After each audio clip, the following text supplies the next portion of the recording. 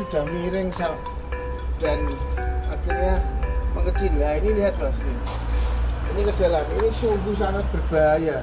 Ini sudah turun dan ini sudah retak lebar sekali nih. Ini lihat atas ini. Ini posisi ini sudah miring. Posisi ini letak ini, dan sana itu sudah putus itu. Sana sudah putus sama sekali itu. Dari bawah sampai atas. Oh ini mas, ini. Ini sudah retak ini. Nih lihat, bisa dari sini nih. Ini fakta ini. Ini harus ada penanganan secepatnya. Ini lihat ini. Sungguh-sungguh ini, lihat nih. Atapnya ini udah sampai di atas itu. Semua udah pada retak semua begini nih. Saya masuk aja beli, itu mas sudah lepas itu. Kalau mau masuk nih mas, dikit nih bisa dilihat nih. Tapi agak hati mas, ini dalam itu. Nah, ini nih. Ini sudah lepas ini, lihat itu. Itu kan gini nih. Ini. Udah berjarak 15-20 cm itu. Udah lepas sudah. Lepas. Gitu. Nah, lihat aja itu. Ini kan tinggal waktu ini. Lihat nih. Ini udah sangat-sangat parah sekali ini. Ini harus ada penanganan khusus dan secepatnya. Ini kalau menunggu banjir, menunggu terjadinya musibah, nanti buang-buangan bisa ini. Ya kan? Ini tanggung jawab siapa? Nanti dari Pemkab, mungkin tanggung jawab dari BPWS, tanggung jawab dari Pemkab. Ini sungguh-sungguh sangat membahayakan ini. Sangat membahayakan. Ya jangan di sini takut mas, kalau ambrol ini nanti. Ini tinggal nunggu waktu bencana. Kalau nggak segera ditangani. Apalagi sini nih. Udah sangat parah lah. Sudah nunggu waktu untuk jatuhnya korban. Kalau memang ini dibiarkan. Assalamualaikum warahmatullahi wabarakatuh. Tetap sehat dan semangat warga Kudus dan sekitarnya. Jumpa lagi dengan saya Tumenggung Fikri, juru kunci pojok kota Kretek. Masih tetap bersama centininews.co.id. Kita akan terus mencoba memahamkan masyarakat dengan dialog, ya. Karena ada banyak hal di pojok kota Kretek. Saya sekarang sedang berada di bendung pembuangan air Kali Kencing di Dukuh Tanggulangin, Desa Jatiwetan Kudus. Kita memang akan terus menyuarakan terkait dengan hal-hal yang mengenai banjir. Kebetulan di Dukuh Tanggulangin ini hampir setiap tahun kedatangan tamu yang namanya banjir. Salah satunya adalah fakta bahwa pintu pembuangan air yang seperti kita lihat sudah tidak layak lagi. Tidak layak itu maksudnya adalah sudah rusak, kemudian sama sekali kelihatan tidak terawat. Dan inilah yang paling sering dikeluhkan oleh warga Dukuh Tanggulangin di Desa Jatiwetan ini. Ini ada aspirasi yang ingin disampaikan oleh salah satu tokoh masyarakat, Pak Moh Sugianto. Nanti juga akan dievaluasi kinerja pemerintah terkait dengan sumber daya air ini oleh Direktur Elkis Pak Haji Sururumij. Pak Gin, saat ini sebenarnya kita itu sedang di mana, kemudian ada apa dan bagaimana? Bisa diceritakan keberadaan pintu pembuangan air ini dari dulu, kini, dan yang akan datang. Terima kasih Pak Fikri dan Mas Sururumij. Perkenalkan saya Mas Muhammad Sugianto. Kebetulan kami tinggal di Desa Jatiwetan, tepatnya di Dukuh Tanggulangin, di sebelah jembatan Tanggulangin Kabupaten Kudus, merupakan pintu gerbang masuk Kota Kudus. Terima kasih Pak Fikri. Jadi ini bisa saya sampaikan bahwa kali pembuang kencing 1 ini merupakan satu-satunya kali yang membuang air ketika musim hujan di Kabupaten Kudus di bagian selatan. Inilah satu-satunya. Di sini ada satu lagi di Desa Ketanjung, dan ini memang benar-benar harus ada penanganan khusus. Jadi kalau banjir ini kali penuh karena pintunya yang sudah tidak layak, maka bocor. Bocor terus, buat apa dipompa kalau pintunya bocor? Ini buang-buang energi, buang-buang anggaran. Setiap tahun dipompa kalau banjir, tapi fakta air yang masuk bocornya itu dengan yang dibuang banyak yang masuk ya? Bocornya itu. Jadi di sisi lain memang ini sudah tidak layak sekali. Kota Kudus yang APBD-nya sangat tinggi, pajaknya sangat tinggi, melihat pintu gerbang Kota Kudus yang sedemikian ini indah menjadi dan elok dipandang ya. Iya, ada. Akan tetapi di sisi lain ternyata ada bangunan yang justru ini resikonya bisa dinikmati oleh beberapa kecamatan ya ketika banjir melanda Pak Gin ya. Iya, betul. Akan tetapi sangat tidak diperhatikan. Ya, kami berharap jangan sampai pintu ini nanti membawa korban. Jadi tanggung jawabnya nanti akan lempar-lemparan bahwa ini tanggung jawab BPWS dan tanggung jawab Pemkab. Ya. Jadi jangan sampai di kemudian hari ketika terjadi korban, nyawa manusia kalau jebol itu Pak, baik nyawa, harta dan benda, bukan hanya di wilayah sini, di Kabupaten Kudus ini nanti juga akan berhenti. Contoh dulu pada tahun 2013 yang jebol itu di Undaan, tapi di Kabupaten Kudus bahkan di lintas Pantura ini macet total karena banjir. Apalagi kalau di sini, ini bukan hanya menyangkut Kabupaten Kudus, tapi seluruh warga masyarakat di Indonesia yang lintas utara. Begitu Pak. Iya, jadi pintu pembuangan air ini yang jelas fungsinya sudah jelas dijelaskan oleh Pak Gin, resikonya sudah gamblang diceritakan Pak Gin. Itu artinya perhatian pemerintah terhadap aset yang satu ini harus ada atensi lebih khusus kan begitu, karena resikonya sangat luar biasa.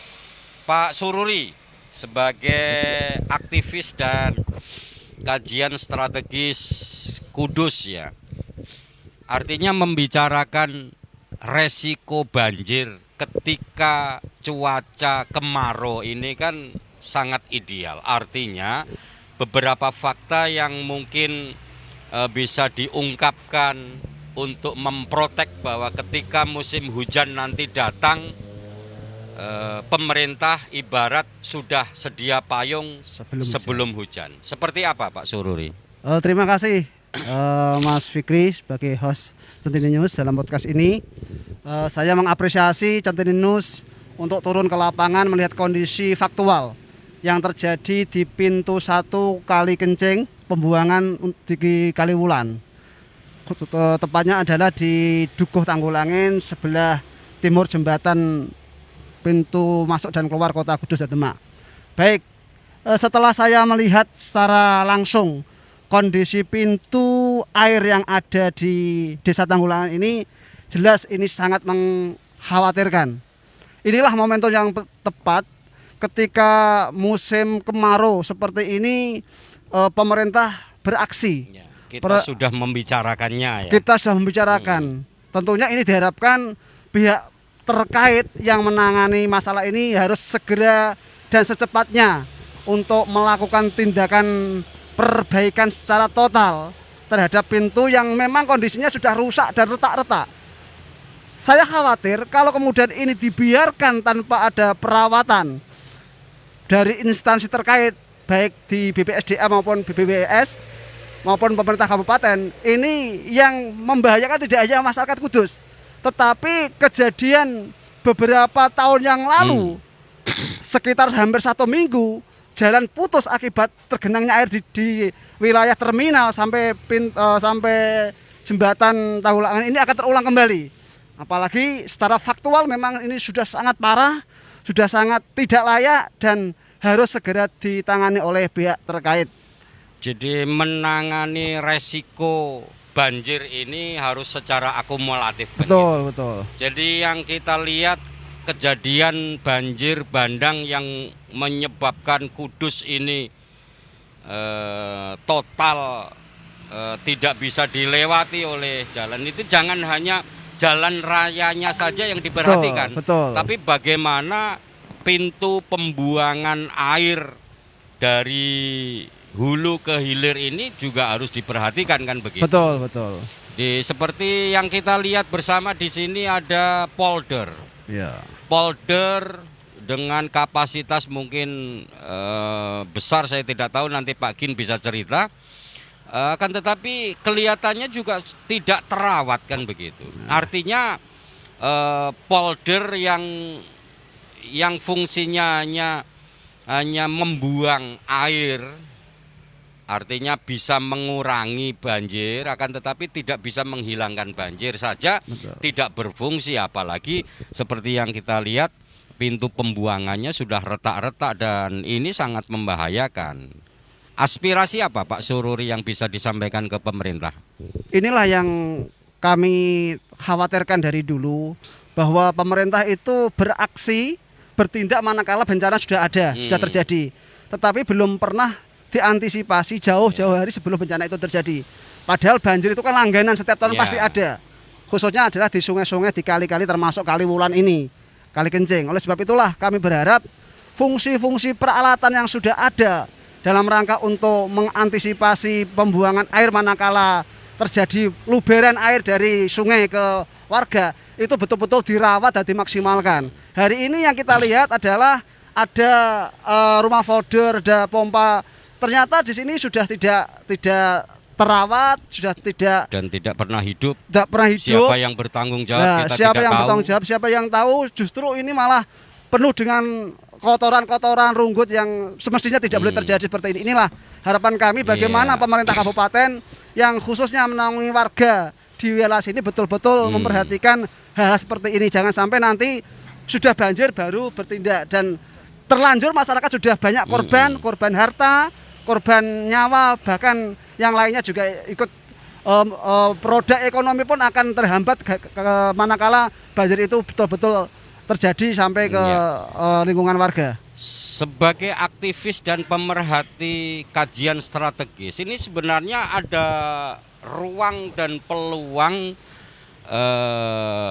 artinya sembari kita mengatasi banjir, bisa jadi ini akan menjadi wisata alam yang luar biasa sebenarnya kalau mau misalnya di sana ada embung, kan tanahnya masih cukup ya Pak Gin ya. Artinya menurut Pak Sururi,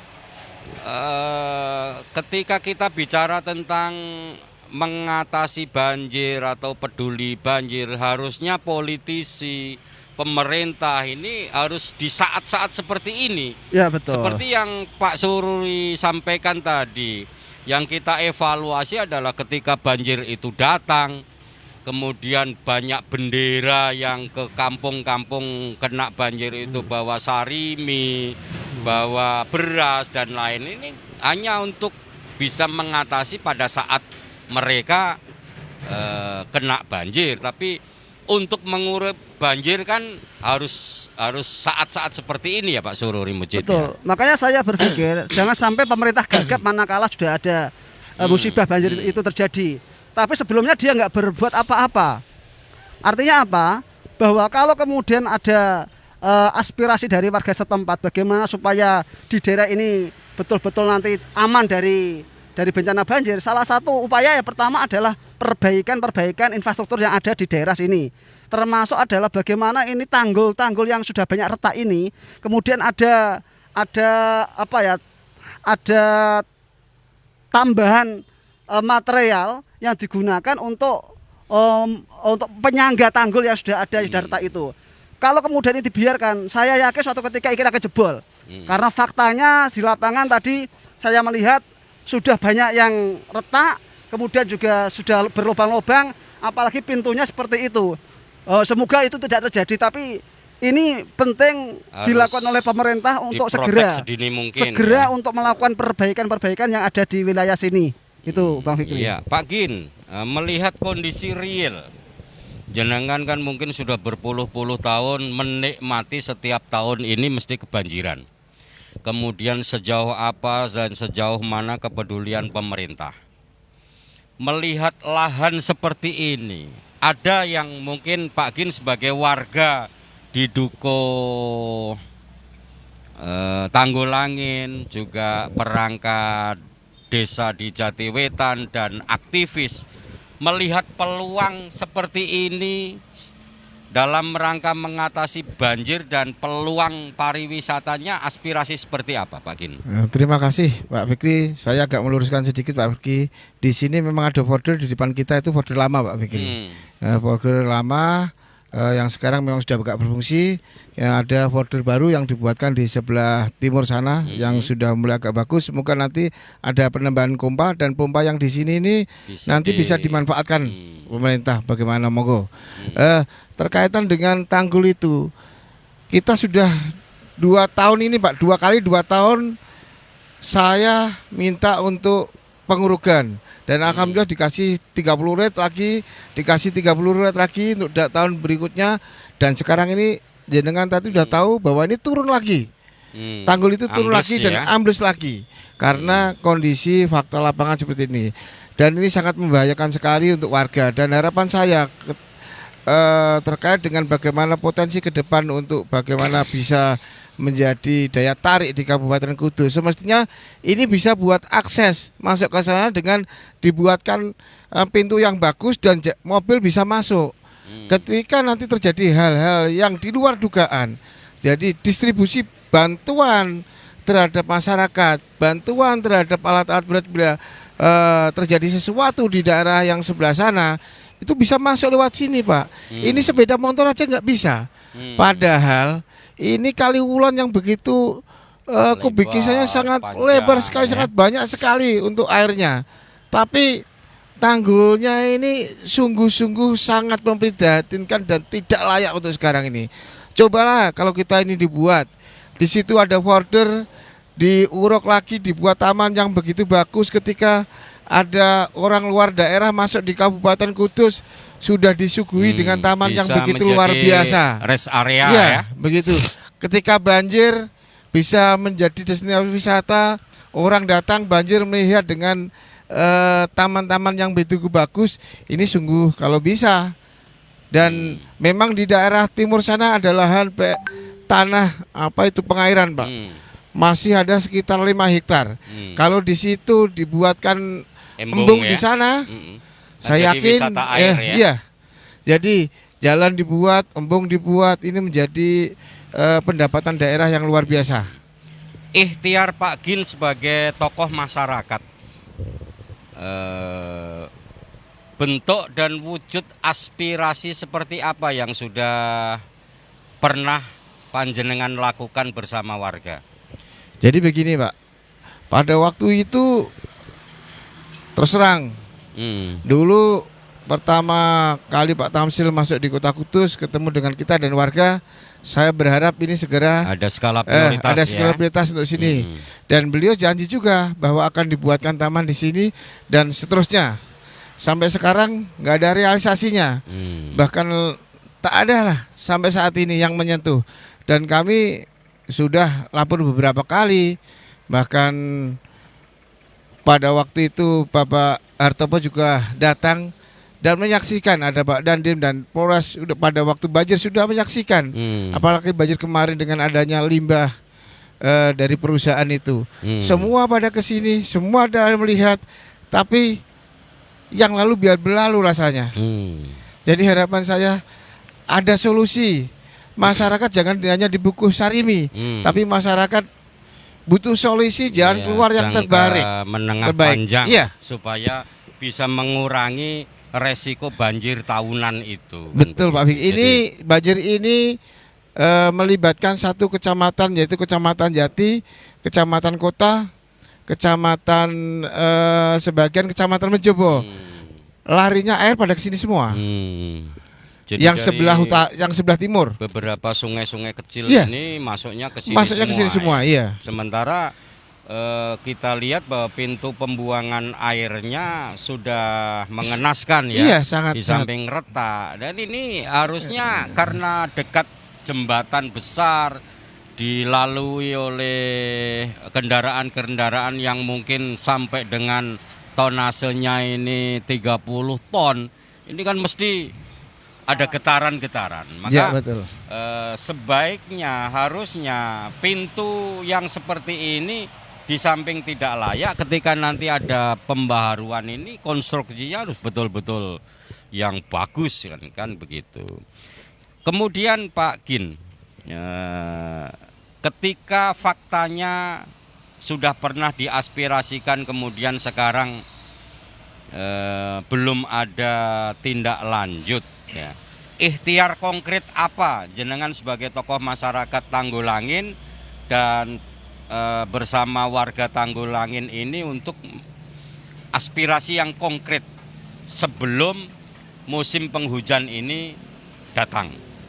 Jadi kami kemarin berembuk kepada masyarakat, kalau memang kita tunggu bagaimana langkah dari pemerintah, baik kabupaten maupun provinsi, bagaimana cara memperbaiki. Kalau memang kami sebagai warga diminta urunan, kami siap Pak. Ya, kumpulkan koin peduli. Koin peduli pintu air. Dan kami terima kasih kepada Centini dan kru para Centini ini, biar aspirasi kami nanti bisa diketahui oleh bapak-bapak yang berkepentingan atau bapak-bapak yang mempunyai wewenang. Bagaimana anggaran ini bisa dianggarkan di Kabupaten Kudus atau melalui dana apa, monggo, yang penting secepatnya ini harus, karena ini menyangkut nyawa orang banyak. Begitu Pak Wiri. Iya. Jadi kembali ke Pak Sururi. Jadi tadi Pak Gin sudah menyampaikan, sayangnya lisan ya, tidak tertulis ya Pak Gin ya. Jadi sebagai aktivis dan pengamat kajian strategis Kudus ini, artinya resiko banjir, seolah setiap tahun ketika musim penghujan ini orang yang dari luar Kudus melihat, ketika masuk Kudus melihat kanan ini kan seolah ada kolam renang besar ya, panjang.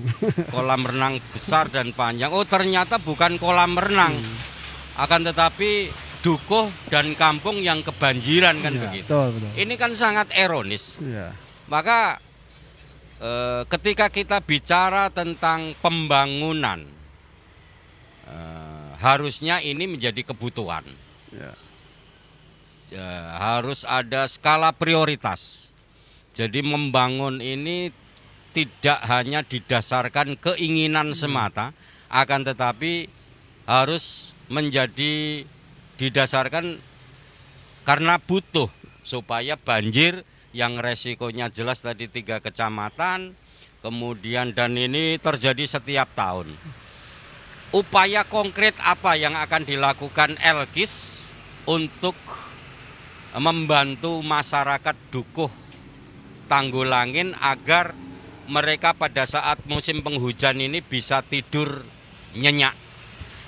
Terima kasih Mas Fikri. Jadi saya sepakat bahwa pembangunan itu berbasis kebutuhan, bukan keinginan dan selera pejabat, tetapi betul-betul kebutuhan dengan skala prioritas yang ada. Oleh sebab itulah kami minta semua stakeholder pejabat yang terkait bisa turun ke lapangan dan langsung melihat kondisi yang ada di wilayah pintu air Tanggulangin ini.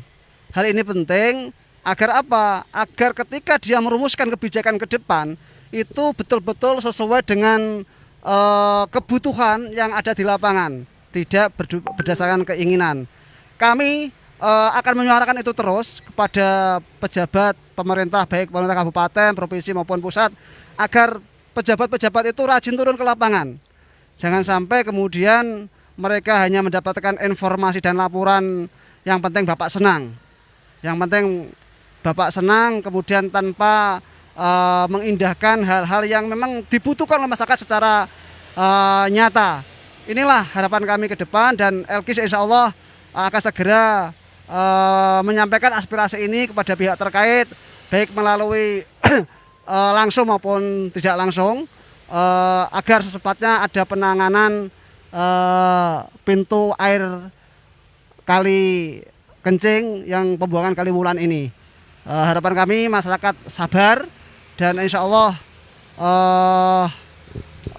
di masa-masa depan kami berdoa mudah-mudahan masyarakat di Dukuh Tanggulangin ini tidak terjadi banjir lagi, dan kalaupun ada banjir ya sebatas air lewat tetapi tidak sampai masuk ke rumah, karena kalau sudah masuk ke rumah itu pasti banyak yang dikorbankan, pasti banyak yang dikorbankan. Tidak hanya pada level masyarakat sini, tetapi masyarakat secara keseluruhan, termasuk adalah jalan yang akses yang menuju Pantura ini akan kena imbas daripada banjir manakala ini tidak diperbaiki. Ya. Dan tentu ini sangat berkaitan dengan perekonomian yang betul. Gitu. Pasti perekonomian juga akan kena imbas kalau misalkan banjir sampai meluber sampai ke jalan raya seperti tahun-tahun yang lalu itu, Mas. Oke, jadi ya sebenarnya kalau saja mungkin revitalisasi pintu pembuangan air di Kali Kencing ini bisa masuk pada RPJMD ya, termasuk bagian dari visi misi Bupati, Wakil Bupati, kemudian mereka ada tim yang mengkaji bahwa kenapa sih Dukuh Tanggulangin di desa Jatiwetan ini setiap tahun itu dipastikan akan kena dampak banjir. Oh, ternyata persoalannya yang menjadi persoalan adalah pintu airnya tidak berfungsi. Polder pompa airnya juga tidak maksimal.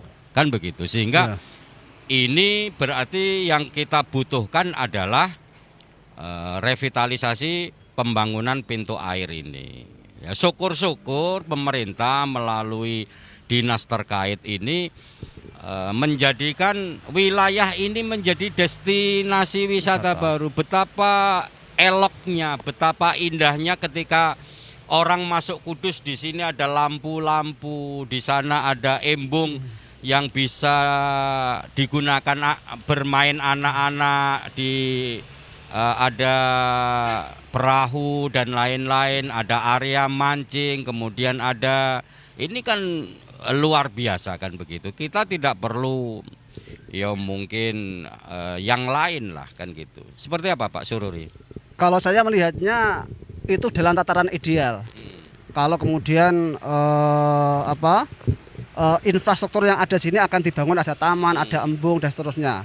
Sehingga ketika malam-malam itu ada orang lewat, ketika saya lewat masuk dari Demak ke Kudus, lihat Kedagian aja udah bagus itu, ada lampu-lampu seperti itu, bagus ya. Padahal apalagi hanya satu, apalagi kalau kemudian banyak, di sini ya, akan ada hal seperti itu.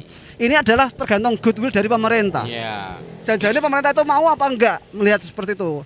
Kalau bicara anggaran, saya yakin selama pemerintah mau dan ini menjadi kebutuhan, saya yakin bisa. Kecuali kalau dia memang tidak peduli terhadap rakyatnya. Gitu. Sebenarnya kalau memperelok masuk kota Kudus ini kan boleh-boleh saja. Misalnya dikerjasamakan dengan perusahaannya melalui CSR dan lain-lain kan begitu. Kemudian Pak Gin, sebagai tokoh juga ini. Jadi rasanya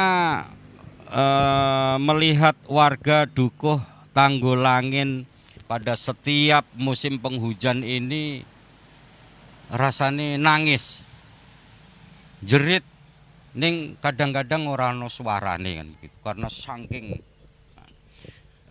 ketika kita bicara tentang Kaliwulan, ya seperti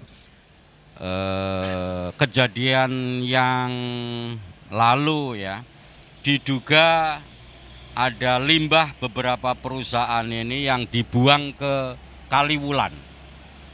Sebenarnya Pak Gin sebagai tokoh masyarakat ini melihatnya seperti apa? Jadi memang begini Pak, masyarakat khususnya di wilayah Jatiwetan, khususnya di RW 3 di Dukuh Tanggulangin ini mayoritas dia pekerja buruh Pak. Jadi memang menjerit batin, tapi untuk berkata-kata tidak bisa Pak.